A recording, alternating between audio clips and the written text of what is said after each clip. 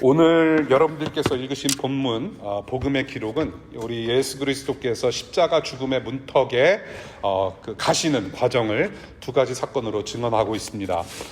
첫 번째 부분 우리가 1절부터 5절 볼게요. 1절부터 5절까지 로마 제국이 개입하는 그 과정을 기록하고 있습니다. 새벽에 종교 지도자들로 구성된 산헤드린이라고 하는 공의회가 있다고 말씀드렸죠. 산헤드린 공의회가 새벽에 모였습니다. 지난 3주 전에 말씀드린 대로 이 공의회는 밤에 열면 안 돼요. 새벽에도 열면 안 돼요. 근무 시간, 낮 시간에 열어야 되는데 벌써 이것 자체가 불법이고 위법이라는 것을 말씀드린 적이 있죠. 여기서 예수라는 이 작자를 죽이자라고 결정합니다. 그리고 유대인들은 죽일 권한이 없으니 로마 당국, 로마 제국 빌라도에게 주님을 넘겨주자라고 오늘 본문에서 그렇게 이제 작당을 하는 거예요. 자, 이제 본디오 빌라도가 등장합니다. 지난 수백 년 동안 사도신경을 통해서 우리의 입에 오르내렸던 수많은 기독교인들의 입에 오르내렸던 그 유명한 사람의 이름 본디오 빌라도라는 작자가 여기서 등장을 해요. 굉장히 익숙하죠. 본디오 빌라도에게 고난을 받으사. 이 사람은 로마 제국 군인이었습니다. 군인. 그리고 유대 지역을 총괄하는 다스리는 이 식민지를 다스리는 총독이었습니다. 그러니까 정치군인이에요. 정치군인. 우리나라 그 대한민국 역사에도 정치군인들이 있었잖아요.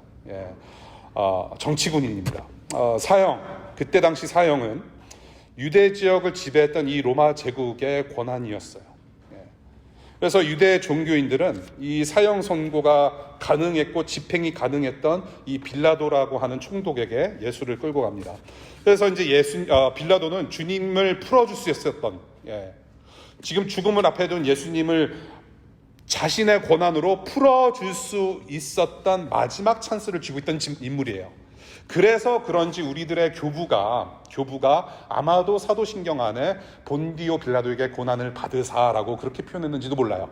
근데 저는 이 사도신경이 조금 이제 수정할 때가 되지 않았나 싶어요.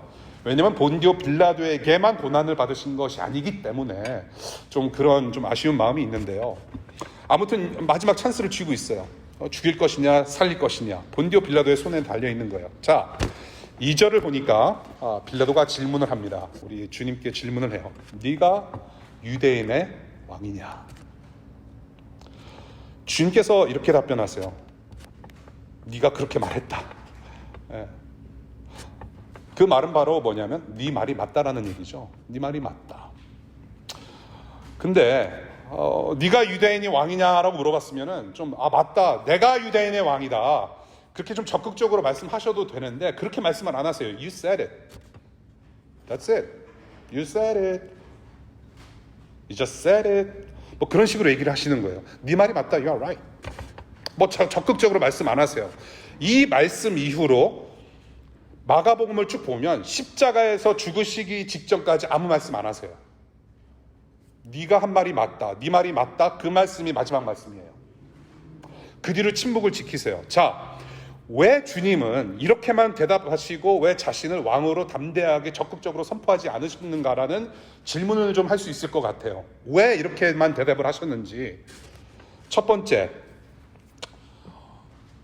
유대인의 왕으로만 인식이 되기 때문이 아닌가 싶어요. 네가 유대인의 왕이냐라고 물어봤을 때 빌라도가 주님께서 맞다, 내가 유대인의 왕이다라고 대답을 하셨다면 그냥 유대인의 왕으로만 인식이 되었을 거예요. 본디오 빌라도에게나 그 옆에 있던 병정들이나 본디오에게 올라왔던 종교 지도자들에게. 하나님의 아들 예수 그리스도는 유대인의 왕으로만 오신 것이 아니라 온 땅 우주 만물의 왕으로 오신 분이 예수님이세요. 그러한 착각과 오해를 불러일으키지 않기 위해서 이렇게 소극적으로 대답하지 않으셨는가. 두 번째, 다른 일반적인 죄수들과 차이를 두시려고 했던 것 같아요. 나는 일반적인 그런 어떤 폭동 때문에 온 죄수가 아니고 나는 죄 없이 그냥 잡혀왔는데 적극적으로 답하지 않은 거예요. 일반적인 죄수가 아니기 때문에 죄가 없으니까. 세 번째, 변명은 곧 흠결이라는 겁니다. 변명을 하는 것은 예수님에게 있어서 주님께 있어서 곧 흠결이 되는 사안이에요. 이게 뭐냐 하면 네가 유대인의 왕이냐라고 질문을 했을 때 내가 왕이다, 맞다, 그리고 그 왕권에 관련해서 여러 가지 말씀을 하신다라는 것 자체가 너무 변명 같잖아요. 뭔가 설명을 해야 되잖아요. 예수님이 어디로부터 왔고 왜 지금 여기서 이러고 있고 죄 없이 왜 잡혀왔고 앞으로 어떤 일이 벌어질 것인지 설명을 안 하세요. 안 하세요. 이렇게 설명을 만약에 했다라고 한다면 이것은 나는 죽을 이유가 없다라는 어떤 변명밖에는 해석이 안 되는 거예요. 예. 흠없이 죽어서 사람들을 살려내는 유월절 어린 양으로서의 자격을 상실하기 때문에 아무 변명 없이 아무런 설명 없이 이렇게 소극적으로 그냥 대답하셨다라는 생각을 하게 돼요. 예. 이 세 가지 다 한꺼번에 적용하셨어요, 사실은. 예. 자, 그래서 이제 다시 질문해요. 4절을 보니까 빌라도가 다시 질문해요. 너 지금 여러 가지로 고발당하고 있는데 왜 아무 소리도 못하냐? 예. 그러니까 빌라도의 입장에서도 이게 좀 안타까운 거예요. 예, 이 예수라는 작자가 지금 이렇게 잡혀와가지고 지금 유대인들은 같은 민족 동족들은 이 사람을 좀 죽이려고 지금 막 그런 소리 지르고 있는데 너무 이상한 거예요. 침묵을 지켜요. 너무나도 소극적이에요. 아무 말을 안 해요. 증거 없는 증언들이 난무를 하고 위증들이 난무를 해요. 이 모든 것이 짬뽕인 것을 빌라도가 알았어요. 시기 질투하고 있다, 유대인들이. 그래서 이 죄 없는 예수라는 작사를 끌고 와서 좀 죽이라고 하는데 왜 너는 아무 소리 안 하냐는 거예요. 여러분들도 그러잖아요. 어떤 권위 있는 사람, 어머니나 아버지나 막 이렇게 뭐라고 말씀하시면, 예? 잘못을 지적하면 뭐 좀 그런 거 있잖아요. 잘못 안 했음에도 불구하고 어쩔 수 없이 말 못하는 상황, 예, 억울한 상황 있잖아요. 예수님 뭐 잘못했어요? 다시 말씀드리지만, 매주 말씀드리지만 뭘 그렇게 잘못했어요? 잘못했어요? 잘못한 게 없어요. 우리도 잘못한 거 없으신 거 알고 빌라도도 잘 알았어요. 그때 당시 무리였기 때문에 2000년째 빌라도도 알았어요. 죄 없는 사람인 거 알았어요.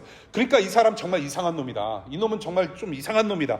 다른 죄수들과는 다른 녀석이다. 이거는 너무 이상하게 생각하는 거예요.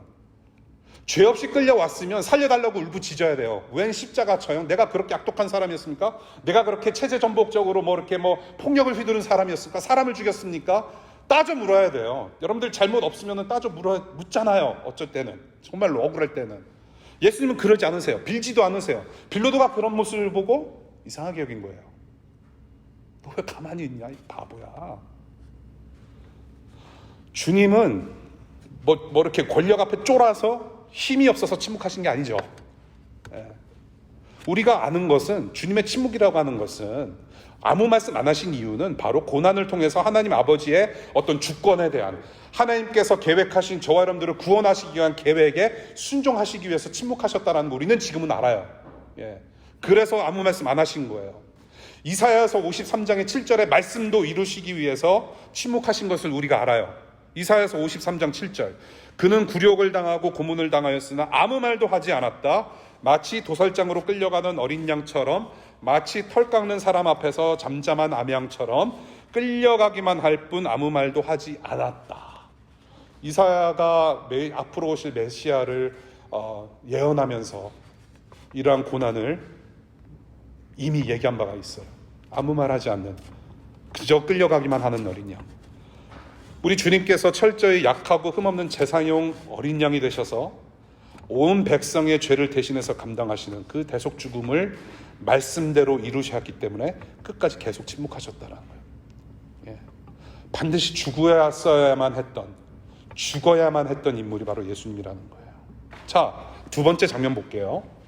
6절부터 15절까지 이제 그 빌라도가 십자가 사형을 선고합니다. 십자가 사형을 선고해요. 빌라도가 사형의 그런 최종 결정권자입니다. 그렇죠? 이 빌라도가 주님을 십자가에 못 박아 죽이라고 하는 그 군중들의, 유대인들의 요구를 들어줍니다.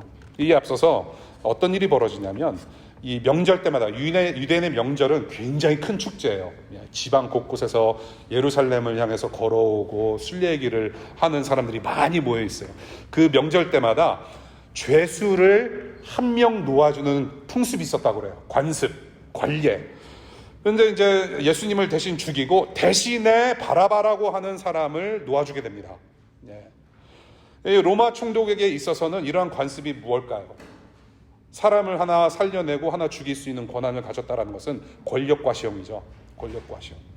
야, 유대인들아, see?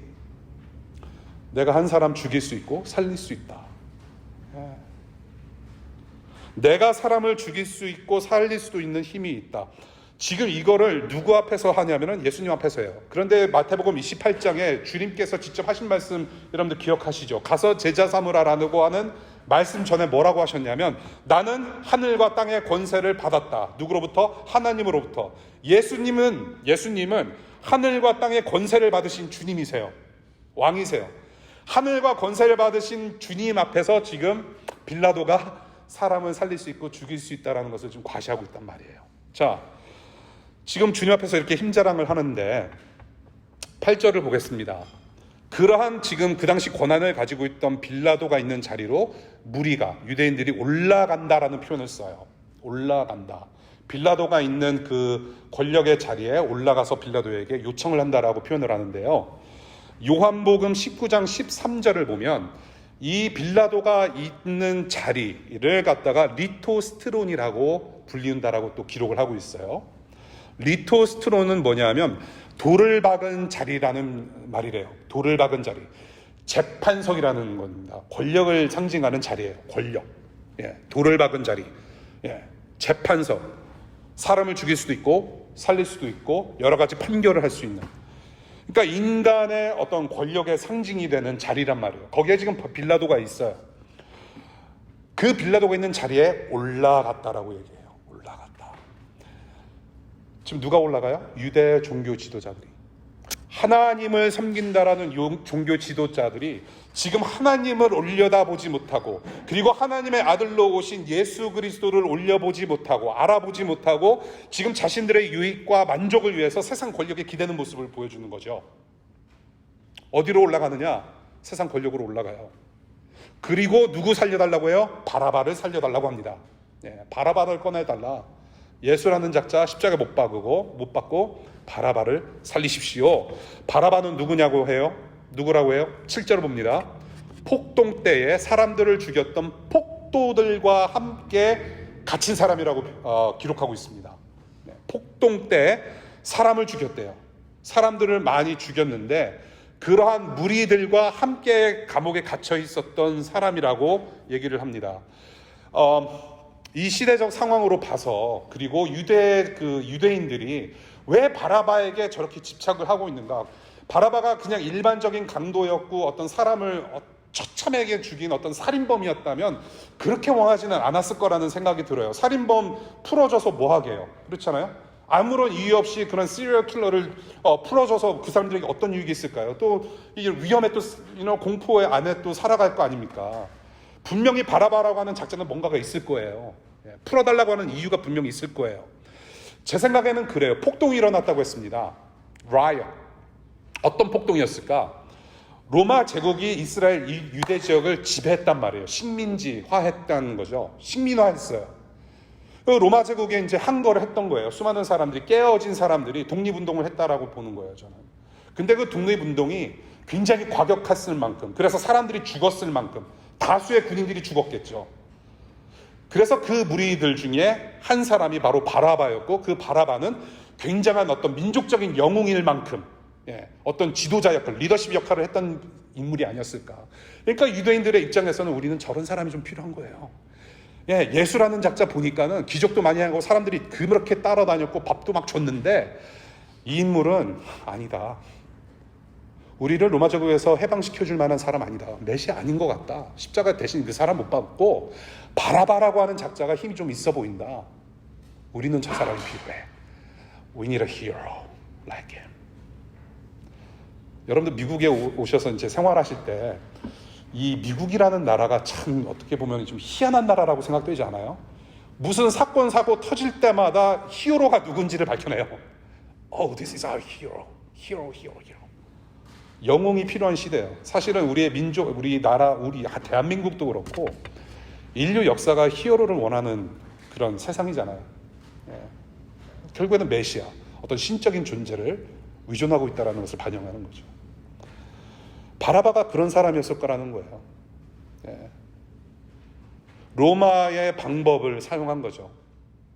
권력과 무기와 그런 것들을 통해서 유대 지역, 이스라엘을 압제하는, 그래서 동시에 반대로 로마의 권력에 그런 방법으로 대응했던 무리들 중에 한 사람이었을 것이다. 사실은 예수님의 제자들 중에서도 열심당원 중에 한 사람이 제자인 적도 있었어요. 열심당은 바로 이렇게 폭력까지도 사용할 수 있다라는 어떤, 그래서 우리 민족을 살려내야 된다라는 무리들을 열심당원이라고 표현하거든요. 이 바라바라고 하는 사람은 그래서 엄청난 사람인 것으로 우리가 보여지는 거예요. 체제 전복 정치범이에요.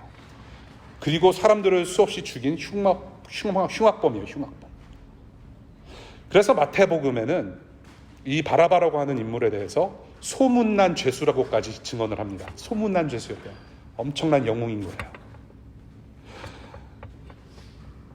그러니까 지금 유대인들에게는 지금 로마 제국을 견제할 수 있고 어떤 우리가 기댈 수 있는 힘이 되고, 이 지금 종교인들의 성향을 우리가 보는 거예요. 예수를 죽이라고 해서 어떤 권력에 올라갑니까? 빌라도에게 올라가요. 그리고 누구를 풀어달라? 힘 있는 저 바라바를 풀어달라. 어떤 권력과 힘에 의존하는 유대 종교 지도자들의 모습을 여기서 볼 수 있는 것 같아요. 저와 여러분들도 마찬가지지 않습니까? 그런데 이게 그냥 넘어갈 일이 아닌 것 같아요. 저와 여러분들도 힘 가지고 있고 권력 가지고 있는 사람들에게 좀 의존하잖아요. 그렇지 않아요? 조금 의지하고 그래서 네트워크 가잖아요. 예. 소위 말해서 좀 잘 나가는 사람들 네트워크, 이게 필요하잖아요. DC에서. 그렇지 않습니까? 나를 채용해 줄 사람, 나의 일을 좀 잘 봐줄 사람, 당연하잖아요. 예. 근데 재미난 거, 네트워크를 갔는데 네트는 되는데 워크는 잘 안 돼. 이게 그렇잖아요. 네트는 돼, 명함 받았어, 이메일 주소 받았어, 전화번호도 받았어, 심지어는 핸드폰 전화번호도 받았어, 언제든지 문자해도 되는 상황인데 그럼에도 불구하고 그는 나를 몰라. 아직 워킹이 안 돼요. 네트워킹이 안 돼. 힘과 권력에 우리는 항상 의존할 수밖에 없는 생활을 살아가요. 예. 그게 우리의 모습이에요. 이 사람들도 똑같아요. 지금 영웅 중에 영웅, 왕 중에 왕, 예수님을 알아보지 못하고 졸지에 지금 주님은 바라바보다 못한 사람이 돼버렸어요. 하나님을 알고 섬긴다라는 사람들도 예수님이 이런 식으로 져버리고 세상 권력에 의지를 해요. 자, 그래서 십자가 사형, 바로 이런 바라바 같은 사람들을 위한 처형 방법이 바로 십자가 사형이었다라고 역사에서 이야기를 합니다. 예. 어떤 사람들이 주로 십자가에서 죽음을 당하느냐? 바로 바라바 같은 어떤 흉악범들, 정치범들, 로마 제국에 전혀 도움이 안 되는, 로마 제국에 항거하는 사람들. 마치 한국의 그 형무소 뭐죠? 그 일제 시대 때 가둬놨던, 네? 서대문 형무소. 잔혹한 고문이 매 순간 있었던 십자가. 정치범, 제국에 무릎 꿇지 않는 그 정치범들, 흉악범들, 그런 사람들에게만 해당하는 아주 끔찍한 최악의 처형 방법이 바로 십자가형이었는데, 앞으로 이제 우리가 2, 3주 동안, 앞으로 3, 4주 동안 이제 우리 주님께서 십자가에서 어떻게 죽으셨는지 그 디테일은 앞으로 이제 설명을 더 드릴 것이고요. 지금 이런 사람들을 십자가에 못 박아 죽을 때 단순히 죽이기 위함은 아닌 것 같다라는 생각은 들어요. 예. 그냥 죽이는 것이 목적이었으면 왜 굳이 십자가에 매달아 놓고 죽였을까요? 예. 그냥 뭐 이렇게 참수형 해도 되잖아요. 목 잘라 죽이는 거 있잖아요. 왜 중동 애들 잘하는 거. 예. 목 잘라 죽여도 되는 거였고, 뭐 화살용, 뭐 관역 삼아서 훈련용으로 죽일 수도 있고, 뭐 여러 가지 조용하게 죽일 수 있는데, 왜 사람들을 그렇게, 왜 로마 제국에 항거하는 사람들 십자가 못 박아 죽였을까요? 저는 전시용이라고 저는 생각해요. You display the dead. 십자가에 처참하게 죽여버림으로 해서 그것을 전시를 한단 말이에요. 사람들이 다 보는 데서 높은 데 보이는 데에 십자가에 시체를 걸어놓고 전시하는 거예요. 로마 제국에 까불면 너네 저렇게 돼. Don't even. 억제의 기능을 하는 거예요. 반항하지 말라. 반항하면 너도 저렇게 돼. 무서운 거죠. 유대인들은 무서워요. 억압의 상징이에요. 절망의 상징이에요. 야, 로마 제국 힘이 저렇게 세다. 우리 조용히 지내야 돼. 그럼에도 불구하고 바라바 같은 사람들, 수많은 사람들은 여전히 자기의 민족의 독립을 원했던 거죠. 이렇게 주님께 십자가 사형을 선고한 빌라도의 입장을 우리가 보면서 보면 좋겠는데요. 이 빌라도는 예수님께서 사형을 받을 만한 그 어떤 죄도 발견하지 못해요. 죄 없음을 너무나도 잘 알았고 10절에 보면은 유대인들이 예수를 시기해서 넘겨줬다라는 것도 잘 알고 있다라고 증언하고요. 십자가에서 죽일 만큼 죽일 놈이 아니라는 것을 너무나도 잘 알았어요. 그럼에도 왜 십자가 사형을 선고했느냐? 15절이 증언합니다. 15절 뭐예요? 자신의 정치적인 안정을 위해서. To maintain the status quo.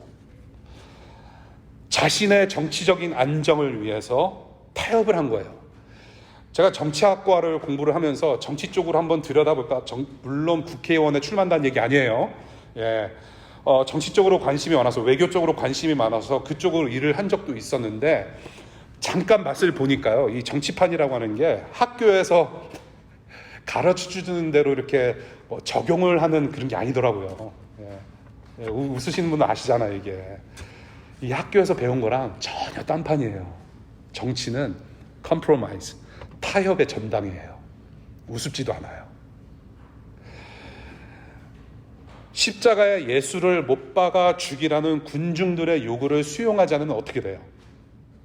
데모가 일어나요. 또 폭동이 일어날 거예요. 폭동이 일어난다라는 말은 뭐예요? 결국에는 빌라도에게 있어서는 승진 못하는 걸림돌인 거예요.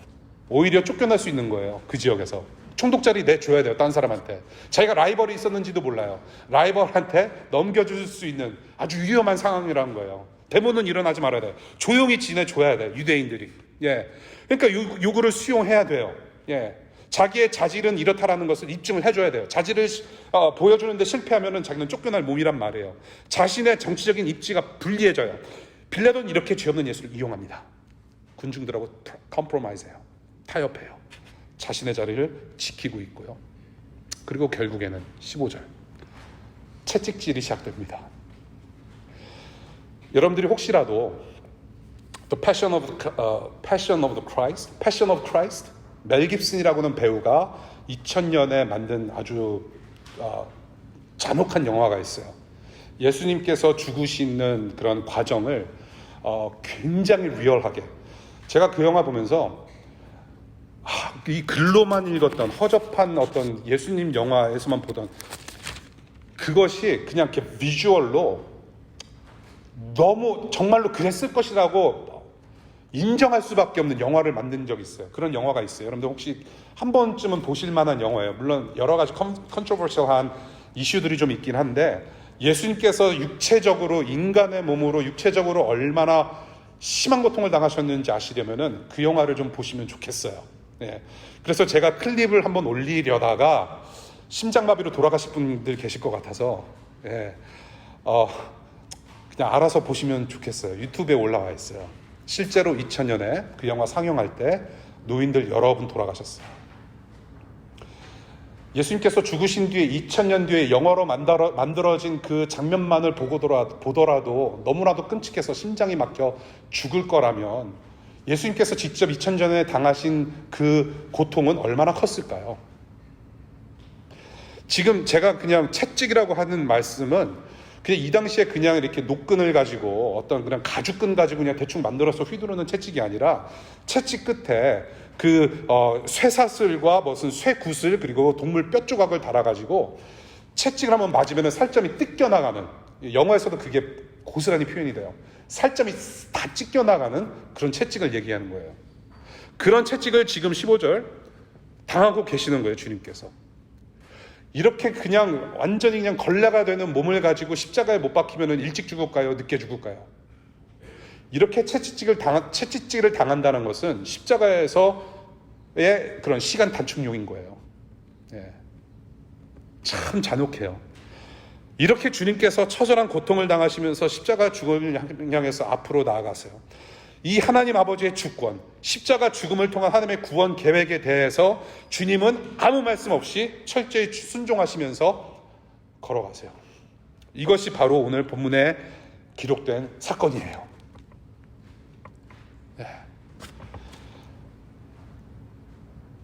오늘 우리에게 주시는 복음의 메시지가 무엇인지 우리가 살펴보기 전에 우리 가정 얘기를 좀 할게요. 우리 오늘 방문하신 분들 중에 우리 아기 가정 있고 우리 또 여러분들이 또 충분히 공감하실 만한 제 가정 얘기를 좀 한번 할게요.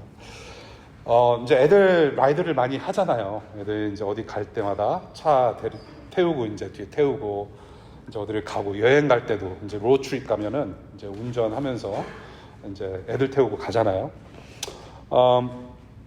아빠가 하는 일은 이제 사실은 굉장히 중요한 두 가지 사명을 타고 태어난 거예요. 아빠들은 첫 번째 운전사, 그 다음에 찍사. 예.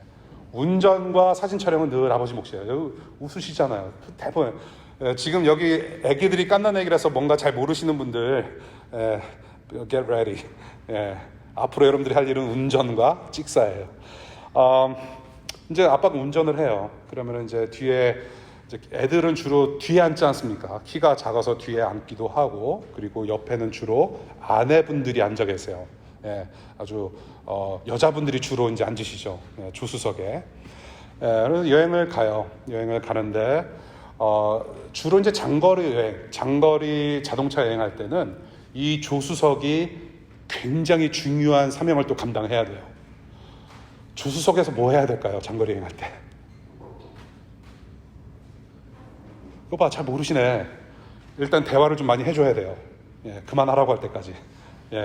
운전사가 심심하지 않게 조크라도 날려줘야 돼요. 이때 아주 썰렁한 조크라도, 맞아 죽을 조크라도 좀 해줘야 운전자가 정신 똑바로 차리고 갈 수 있어요. 그리고 또 중요한 거, 간식 까줘야 돼요.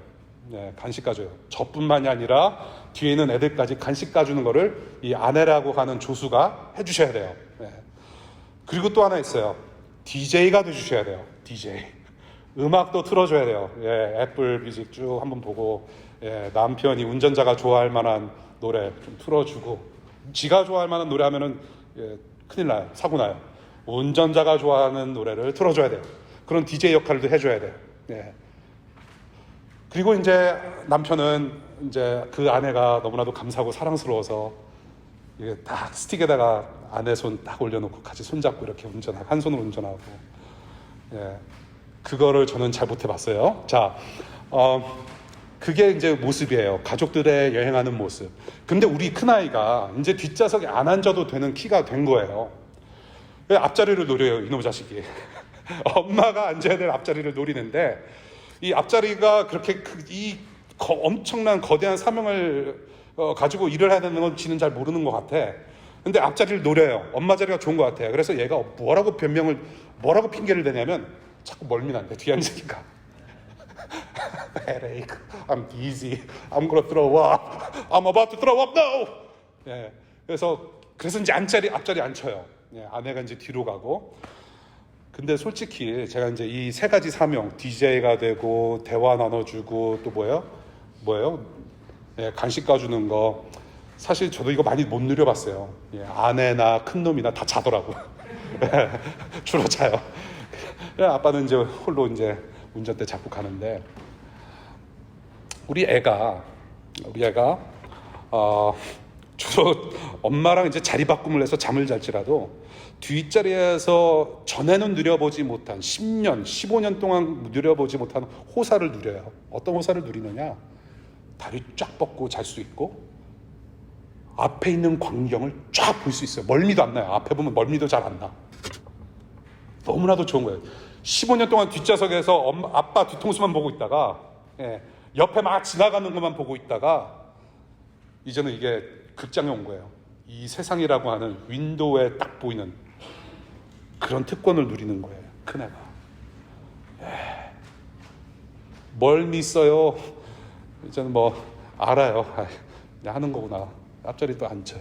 얘는 특권을 누려요.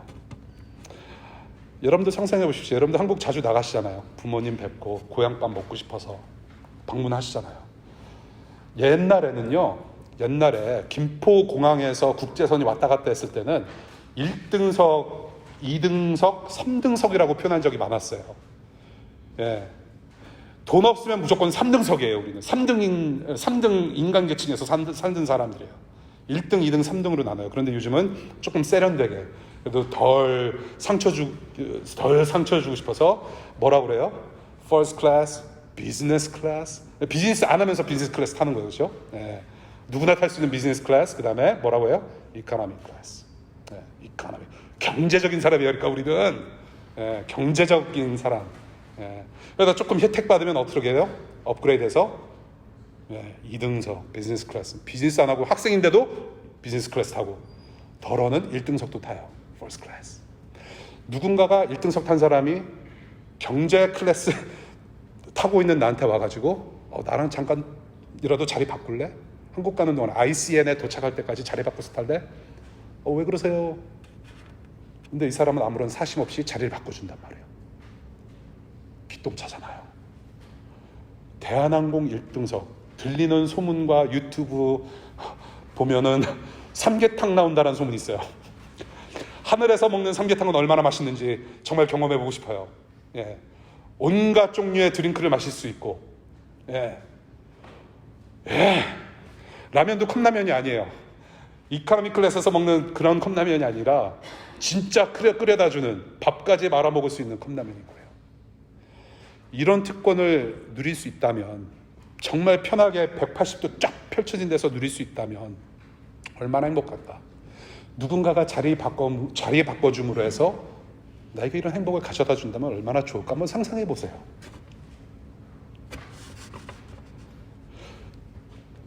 본문 기록대로 주님은 고통을 당하셨어요. 수모를 당하셨어요. 왜 이런 수모와 고통을 당하셔야 했는가?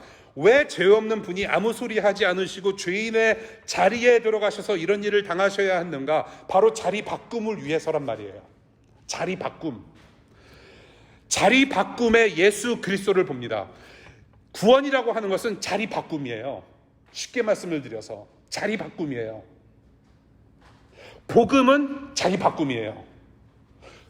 기독교에서 말하는 좋은 소식은 자리 바꿈이에요. 오늘 저와 여러분들에게 자리 바꿈의 복음을 들려주세요. 예수 그리스도는 저와 여러분들을 하나님께 넘겨주신 구원자세요. 넘겨주셨어요. 자리 바꿈으로 넘겨주셨어요. 1절 주님을 빌라도에게 뭐 했다? 1절 보세요. 1절 주님은 빌라도에게 뭐 했다? 빌라도에게 넘겨주었다라고 말해요. 15절 바라바는 어떻게 했다? 놓아주었다. 15절 채찍질 한 다음에 십자가에서 주님을 죽게 어떻게 했다? 넘겨주었다. 이렇게 인간들은 바라바 대신에 예수 그리스도 하나님의 아들을 죽음으로 넘겨줬어요. 이 과정은 우리를 하나님께 넘겨드리기 위해서, 하나님께 우리를 넘겨드리기 위해서 반드시 치러야 하는 예수 그리스도의 희생이었죠. 그것을 오늘 본문 기록이 증언을 하고 있어요. 오늘 본문 기록을 토대로 해서 자리 바꿈의 그 복음에 관련된 5가지 측면, 우리가 좀 중요한 측면, 아스펙트를 좀 보려고 해요. 자리 바꿈의 복음, 우리를 하나님께로 넘겨주신 그 예수님께서 하신 일. 첫 번째, 예수는 어떤 분이세요? 예수 그리스도는 영원토록 높임을 받으셔야 할 하나님의 아들이세요. He is worthy to be praised forever as a son of God. 예수 그리스도는 영원토록 높임을 받으셔야 할 하나님의 아들이세요. 그런데 사람들은 주님을 죽이기 위해서 빌라도의 돌박은 재판석에 올라갔지요. 그 대신에 메시아이시고 왕이신 주님은 십자가로 내려가셨어요. 군중들은 십자가를 죽이라고 올라가면서 예수님은 십자가로 내려가셨어요. 그 십자가에서, 그 낮은 곳에서 예수님은 우리를 하나님께 넘겨주셨지요. 바라바 같은 우리를 감옥에서 우리를 풀어주셨어요. 죽음이라는 감옥에서 풀어주셨어요. 그리고 우리 주님은 어떻게 되세요? 구원받은 자들, 교회라고 불리우는 저와 여러분들을 살려내셔서 머릿돌이 되셨단 말이에요. 코널스톤, 머릿돌이 되셨어요. 두 번째, 예수 그리스도는 자신의 만족을 위해서 세상을 창조하신 창조주세요. 죄송하지만 하나님께서 왜 세상을 창조하셨을까? 여러 가지 이야기들을 우리가 할 수 있잖아요. 근데 궁극적으로는 하나님은 자신의 만족을 위해서 for His own glory and His own satisfaction, 자신의 영광과 자신의 유익을 위해서, 만족을 위해서 세상을 창조하셨어요. 예수 그리스도가 그런 창조주 하나님이세요. 그런데 사람들은 주님을 죽여서 자신들을 만족시키려고 노력을 하고 있단 말이에요. 예수님을 죽여서 나의 정치적인 입지, 자신들의 종교적 그런 권위 지키려고 했단 말이에요. 그런데 주님은 자신이 스스로 그 죽음을 받아들이시고 저와 여러분들의 죄값을 해결하셨어요. 하나님 아버지의 공의를 만족시키시고 여러분들을 살려내셨어요. 하나님 면전에서 인간들의 죄값이 치러줘야만 그런 righteous God, 하나님의 공의가 만족이 돼야 되는 건데 그 만족을 본인께서 직접 감당하셨단 말이죠. 그래서 풍성한 생명, 영원한 복을 우리가 누리기 위해서 예수님께서 그런 십자가 죽음을 당하시고 이런 수모를 당하셨단 말이에요. 그래서 세상은 하나님께서 일방적으로 자신의 영광과 자신의 어떤 만족을 위해서 만드시긴 하셨지만 창조된 저와 여러분들, 인간들과 이 세상 만물이 함께 그 영광과 만족을 누리기 위해서 예수님이 죽으시고 수모를 당하셨다라는 거예요. 예, 하나님의 영광이 곧 우리의 영광이다라는 거. 예, 그것을 실현하신 분이 바로 예수님이라는 겁니다. 자신의 만족을 위해서 세상을 창조하신 창조주. 우리의 만족이 된다. 세 번째, 예수님은, 우리 예수 그리스도께서는 구원 사역을 위해서 누군가를 이용하여 하거나 도움을 받으신 분이 전혀 아니라는 거예요. 전능하신 분이세요. He's God Almighty. He doesn't need any help. He needs no assistance. 구원 사역, 저와 여러분들을 구원해내시기 위해서 내가 조금 능력이 좀 부족한데 I need your help. 그런 분 아니란 말이에요. 예수님은 자신이 곧 생명력이세요. 그런데 사람들은 자기를 만족시키시고 자기 보호를 위해서 주님을 이용을 해요. 그런데 전능하신 주님은 사람들을 이용하지 않으세요. 여러분들을 이용하시는 분 아니에요. 제가 아까 그 아침에 소그룹장들하고 간단히 모임을 가지면서도 드린 말씀인데, 우리 교회 생활을 할 때, 신앙 생활을 할 때 주님께 쓰임받는 사람들에게 하여 주십시오, 뭐 그런 식으로 얘기를 많이 하잖아요. 하나님께 쓰임받는 사람들에게 하여 주십시오. 근데 너무 그것만 강조하다 보면요, 어떤 느낌이 오는지 아세요? 그냥 일꾼이구나, 나는 교회 일꾼이고 그냥 일만 하다가 나는 지금 막 피곤해 죽겠고 막 그냥 심정이 죽겠고 교회 일 열심히 하고 싶고 하나님 열심히 섬기고 싶은데 그래도 쓰임받고는 싶고 이게 미치겠는 거예요. 나는 한계가 있는데. 저와 여러분들은 물론 쓰임받는다라는 것은 참 좋은 의미이기도 해요. 하나님 아버지의 비전을, 하나님 나라라는 꿈을 향해서 우리가 함께 동참한다는 데 쓰임받는다라는 것은 굉장한 복입니다. 그런데 성경에서는요, 쓰임받는다, 하나님께서 우리를 사용하신다, 이용하신다라는 개념보다 하나님은 저 여러분들을 자녀로 부르셨단 말이에요. 자녀라는 개념이 더 강한 거예요. 그래서 예수님께서 우리에게 기도를 가르치실 때 하나님 아버지라고 기도 가르치시잖아요. 그냥 하나님 한 분께 기도하라가 아니라 그분은 우리의 아버지다라고 가르치시단 말이에요. 예. 아버지가 하는 일에 동참하는 것이 영광이고 기쁨이고, 비록 힘들고 고단하고 고난의 길이지만은 그래도 여전히 나는 기쁘고 하나님의 나라를 위해서, 내 아버지의 나라를 위해서 나는 희생할 수 있다. 그런 개념이 더 강한 거잖아요. 하나님은 우리를 이용해서 본인의 영광만을 챙겨가시는 분이 아니란 말이에요. 예. 하나님은 여러분들을 이용해가지고 막 이렇게 여러분들은 그냥 깔아뭉개고 크리넥스처럼 그냥 한번 코 확 풀고 버리는 그런 거 아니란 말이에요. 우리를 이용하지 않으시고 오히려 주님께서 어떻게 당하세요? 지금 이용당하는 자리로 가세요. 이용당하시는 자리에서 자기 자신을 희생하세요. 우리는 사탄에게 이용당하기 쉽잖아요. 그렇지 않습니까? 여러분들이 하나님을 사랑하는 것보다 우리가 죄 지는데 더 발이 빨라요. 네. 알람 깨고 일어나가지고 하나님께서 알람을 듣도록 생명까지 주셨음에도 불구하고 알람 소리 깨고 일어나서 일어나자마자 우리는 뭐 생각해요? 정말로 오늘 하루 나를 살려주신 하나님께 영광을 올려드리며 정말로 맡은 바 최선을 다해서 엑셀 작업도 하고 페이퍼 쓰고 열심히 일을 하고. Really? 사탄에게 이용당하는 우리 자리에 대신 들어오셔서 부활 생명으로 사탄과 죽음의 권세를 물리치신 분이 예수 그리스도예요. 누군가의 도움 필요 없어요. 예수님은 전능하신 분이에요. 도움받지 않으세요. 여러분들 이용하지 않으세요. 예수님은 부활 생명을 가진 생명체 그 자체예요. 생명 그 자체. 네 번째, 예수 그리스도는 사랑이세요. 사랑 그 자체세요. 사람들이 뭐라고 그래요? 빌라도 앞에 올라가가지고 뭐라고 합니까? 십자가에 못 박으라, 못 박아 죽여버려라고 소리를 질러요. 그리고 빌라도가 한마디 더 하니까 더 크게 소리 지른대요. 사람들은 그렇게 소리를 질러요. 근데 어떤 사람들이에요? 여호와 하나님을 찬양해야 하며 예배하며 사랑해야 될 사람들이에요. 그러한 사람들이 하나님을 찬양해야 할 그 입술을 가지고 저주를 퍼부어요. 저 사람을 죽여버려라. 하나님 사랑하지 않아요. 그럼에도 불구하고 예수님은 계속 침묵하셨어요. 죽기까지 사랑하기를 마다하지 않으시고 침묵으로 사랑을 외치셨어요.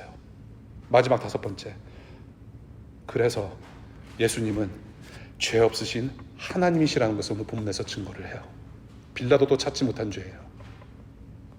죄가 없어요. 그런 분이 죄 있는 우리의 자리에 들어와서 대신 십자가의 죽음과 그 고난을 당하셨다는 사실을 우리가 보게 됩니다. 이것이 오늘 본문에서 여러분들에게 드리는 자리바꿈의 복음이에요. 이 복음을 들은 저와 여러분들은 이제 어떻게 살아야 하는가? 빌립보서 3장 보겠습니다. 우리 다 같이 파워포인트 읽겠습니다. 빌립보서 3장 18절부터 21절까지 우리 한 목소리로, 웅성대지 마시고 또박또박 한 목소리로 같이 읽겠습니다. 시작. 내가 여러분에게 여러 번 말하였고 지금도 눈물을 흘리면서 말하지만 그리스도의 십자가의 원수로 살아가는 사람이 많이 있습니다. 그들은 마지막 멸망입니다. 그들은 배를 자기네의 하나님으로 삼고 자기네의 수치를 영광으로 삼고 땅의 것만을 생각합니다. 그러나 우리의 시민권은 하늘에 있습니다. 그곳으로부터 우리는 구주로 오실 주 예수 그리스도를 기다리고 있습니다. 그분은 만물을 복종시킬 수 있는 권능으로 우리의 비천한 몸을 변화시키셔서 자신의 영광스러운 몸과 같은 모습이 되게 하실 것입니다. 아멘. 저는 여러분의 영혼과 인생을 자리바꿈의 예수께 넘겨드리시기를 축원드립니다. 지난주에도 윤은성 목사님께서 말씀하셨듯이 워싱턴 DC 광야 같은 장소예요. 하나님을 만나는 광야이시길 바라요. 이 예수 그리스도, 자리바꿈, 나와 자리를 바꿔주신 예수 그리스도, 나를 하나님께로 넘겨주신 그 예수님께 여러분들의 영혼과 인생길을 넘겨주시기를 축원드립니다. 그렇게 부탁드려요. 여러분들의 영혼과 인생의 주인으로 모시기를 바라요. 그때 비로소 여러분들이 1등석을 탈 수 있고 앞자리 꿰차올 수 있는 거예요. 예수 그리스도의 자리바꿈으로 이제는 저와 여러분들이 땅이 아니라, 땅에 속한 사람들 아니라 하늘에 속한 천국 시민권자들로 하나님의 자녀되는 특권 누리며 살아가고 있는 거예요. 그런 특권 누리실 수 있는 여러분들 되시기를 간절히 축원드립니다. 이게 제일 중요해요. 두 번째, 그렇게 하늘에 속한 자들로서 여러분들의 영혼과 인생뿐만이 아니라 지금 현재, 지금 여러분들이 예수 그리스도를 주로 영접하고 사는 삶이라 할지라도, 나는 예수를 따른다고 할지라도, 믿음의 생활을 하고 있는다 할지라도, 지금 내가 아직도 누리고 있는 죄의 습관과 어떤 인생의 문제, 염려 다 넘겨드리지 못하면 그 예수님 따르는 거 아니에요. 그러한 사소한 문제까지도 다 예수님께 넘겨드리는 여러분들 되시기를 바라요. 그게 믿음의 생활인 거예요. 예. 송영재 목사님께서 우리 뉴커버넌 신학으로 우리 공부했었죠. 뉴커신에 이런 말씀을 하세요. 우리는 하늘에 앉은 관점에서 땅의 체험을 해석하는 사람들이다라고 말씀해요. 하늘에 앉은 관점에서 땅의 체험을 해석하는 사람이다 하시면서 하나님 나라의 복음이 땅에서 개인의 경험과 상황을 극복하는 능력이 된다. 하나님 나라 복음이 땅에서 우리가 살아가는 데 있어서 모든 경험을 극복하게 하는 능력이 된다라고 말씀하세요. 땅에 속하면요, 땅의 지혜와 땅의 방법으로 자꾸 내 문제를 해결하기 힘쓰기 마련이에요. 나는 예수님을 믿는다라고 입술로는 얘기하면서 전혀 마음은, 내 생각은 그렇지 않아요. 자꾸 이 세상의 방법으로, 세상의 지식과 지혜로 뭔가 자꾸 해결하려고 노력하기에 분주하단 말이에요. 이거 안 되면 저거 되고, 옵션도 많아요. 너무 생각이 복잡해요. 그런데 하늘에 속한 자는요, 땅의 방법이 아니라 예수라는 천국 복음의 능력에 의존하면서 산다라는 얘기예요. 우리는 여전히 리니어한 시간의 흐름을, 1차적인 시간의 흐름을 이렇게 살고 있지만, 과거, 현재, 미래를 살아가고 있지만, 하늘의 관점에서는 이것이 모두가 공간 안에서 통합적으로 보게 된다라는 거예요. 우리는 이미 구원받은 사람이에요. 이미 예수님의 사람들이고, 하늘에 속해서 하나님의 자녀로 사는 사람들이에요. 완성이 됐단 말이에요. 십자가에서 우리의 구원은. 그 관점에서 우리의 인생을 해석해 보자는 얘기예요. 이제는 땅의 어떤 방법으로 자꾸 살려고 노력하지 말고, 힘들고 지치고 정말 더러운 삶일지라도 이미 끝난 자의 입장에서 하늘에서 내려다보면서 하나님의 시선으로 우리를 살리신 예수님께 의존하는 일상을 살아가야 된다라는 말씀인 거예요. 예, 저는 그렇게 사실 수 있기를 바라요. 내 모든 것을 다 전적으로 털어내야 살 수 있어요. 예수님께서 자신을 털어내신 것처럼 자리바꿈의 은혜를 우리에게 베푸신 오직 예수만이 이 땅에서의 고단한 삶을 이겨내게 하실 수 있다라는 그 믿음, 매일 매순간 그 예수님을 의지하면서 그 예수님 따르는 믿음의 사람들 되실 수 있기를 바라요. 정말 예수님밖에 답이 없더라고요. 살다 보니까 아무리 머리를 굴리고 해도 해결이 되지 않는 수많은 부분들, 특별히 관계에 있어서